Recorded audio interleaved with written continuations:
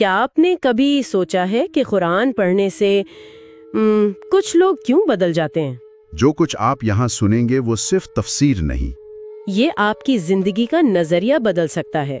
ہم آدی اور دی ہیں، اور یہ آپ کا سفر ہے 8 بٹ مفید معلومات کے ساتھ۔ اللہ کی کتاب کے ساتھ ہمارے اس سفر کی پہلی قسط میں خوش آمدید، قدم بقدم، آسان زبان میں اور دل کی گہرائیوں سے۔ جی ہاں، اور یوٹیوب چینل کو سبسکرائب کرنا اور وہ بیل آئیکن دبانا نہ بھولیں تاکہ نئی اقساط سب سے پہلے آپ تک پہنچے۔ بالکل۔ ہم سورہ بسورہ آگے بڑھیں گے، روحانی وضاحتیں ہوں گی، زندگی سے مثالیں اور غور و فکر کے کچھ پہلو جو روزمرہ کی زندگی میں معنی تلاش کرنے میں مددگار ہوں۔ جی تو آج کا موضوع ہے سورۃ السجدہ، قرآن کی 32ویں سورہ جو مکہ میں نازل ہوئی۔ جی، مکی سورہ ہے، اور اس کا نام جیسا کہ آپ نے کہا آیت 15 سے آتا ہے جہاں سجدے کا ذکر ہے۔ یہ نام ہی مطلب اس سورہ کے مرکزی خیال کی طرف اشارہ کرتا ہے نا؟ بالکل۔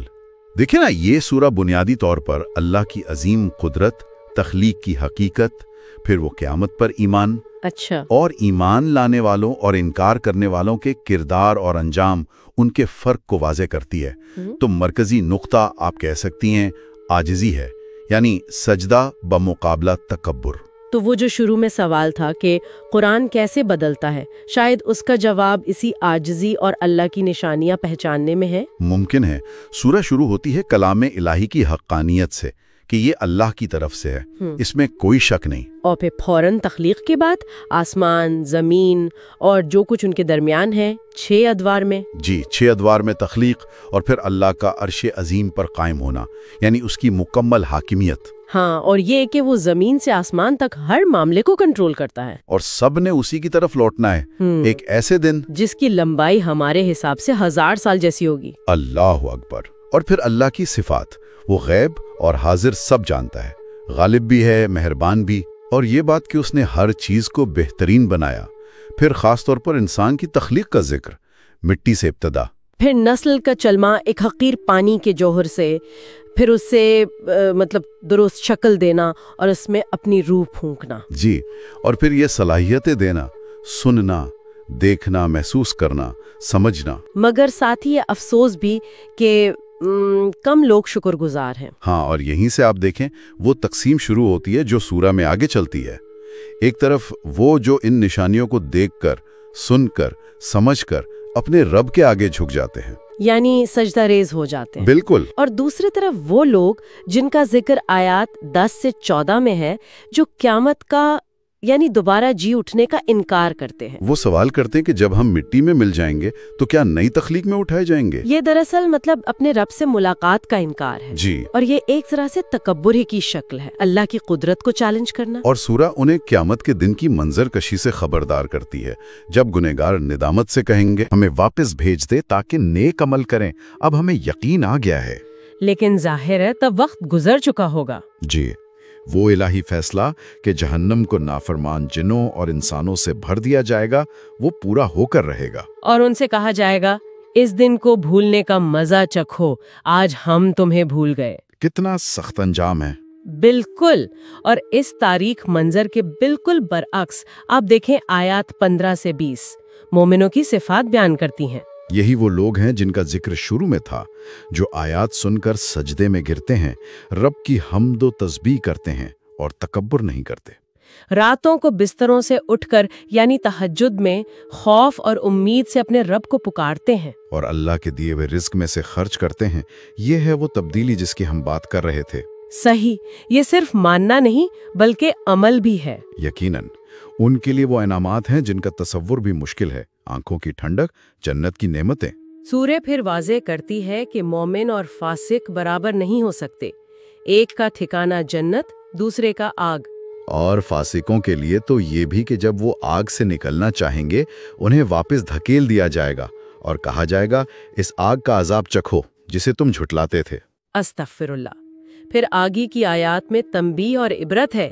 جی، جیسے یہ کہ بڑے عذاب سے پہلے دنیا میں چھوٹا عذاب یعنی تکلیفیں آتی ہیں تاکہ لوگ پلٹ آئیں۔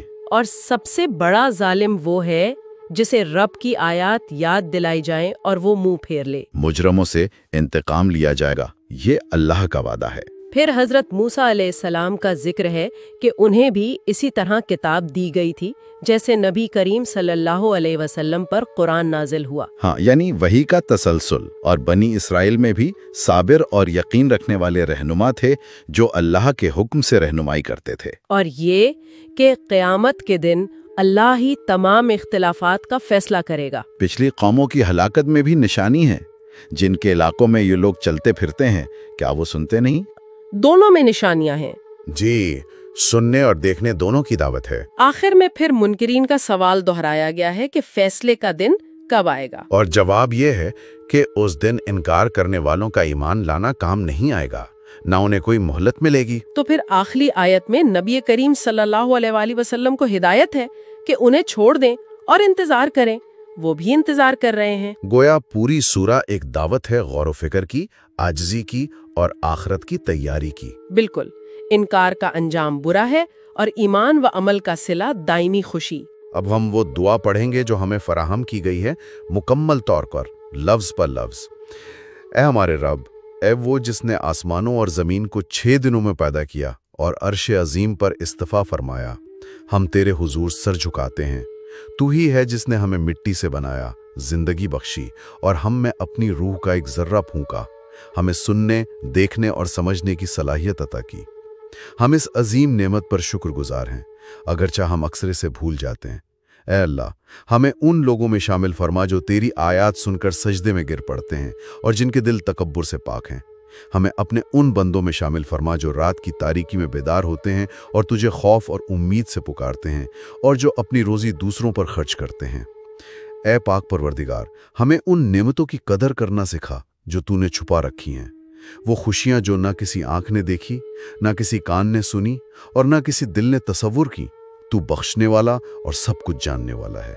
اے رب، ہمیں وہ علم عطا فرما جو تیری خوبصورتی کو پہچانے اور وہ دل جو تیرے ذکر سے روشن ہو۔ اے اللہ، ہم تیرے اس دن سے ڈرتے ہیں جس کی طوالت 1000 سال جیسی ہوگی، وہ دن جب انسان اور جن تیرے سامنے لائے جائیں گے اور تیری رحمت کے سوا کوئی سفارش کام نہ آئے گی۔ اے ہمارے رب، ہمیں ان لوگوں میں سے نہ بنا جو کہتے ہیں جب ہم مٹی میں مل جائیں گے تو کیا واقعی ہم اٹھائے جائیں گے، بلکہ ہمیں ان لوگوں میں شامل فرما جن کے دل یقین سے بھرے ہیں اور جو تیرے وعدے پر ایمان رکھتے ہیں۔ جب موت کا فرشتہ ہماری روحیں قبض کرے، اے رب، تو ہمارا خاتمہ ایمان پر فرما۔ ہمیں ان لوگوں میں شامل نہ کرنا جو قیامت کے دن سر جھکائے کہیں گے، ہمارے رب، ہم نے دیکھ لیا، ہم نے سن لیا، ہمیں واپس بھیج دے تاکہ ہم نیک عمل کریں۔ اے رب، اس دن سے پہلے ہمیں اپنی مغفرت سے آراستہ فرما، ہمارے دلوں سے غفلت دور کر، ہماری نیتوں کو پاک کر اور ہمیں نیکی کرنے کی توفیق عطا فرما۔ اے رب، ہمیں ان لوگوں میں شامل فرما جو دنیا کی آزمائشوں سے سبق سیکھتے ہیں اور ہمیں ان میں شامل فرما جو تیری طرف لوٹیں گے۔ اے رب، جس طرح تو نے بنی اسرائیل کے لیے صابر اور مومن رہنما بھیجے تھے، ہمارے وطن پاکستان کے لیے ایسے رہنما پیدا فرما جو تیرے حکم کے مطابق عوام کی رہنمائی کریں۔ اے رب، ہمارے حکمرانوں کو انصاف، رحم اور سچائی کی روشنی سے منور فہم عطا فرما، ہمارے عوام کے دلوں میں صبر کی طاقت اور ایمان کی روشنی پیدا فرما تاکہ ہم آزمائشوں میں بھی تیرے دین پر ثابت قدم رہیں۔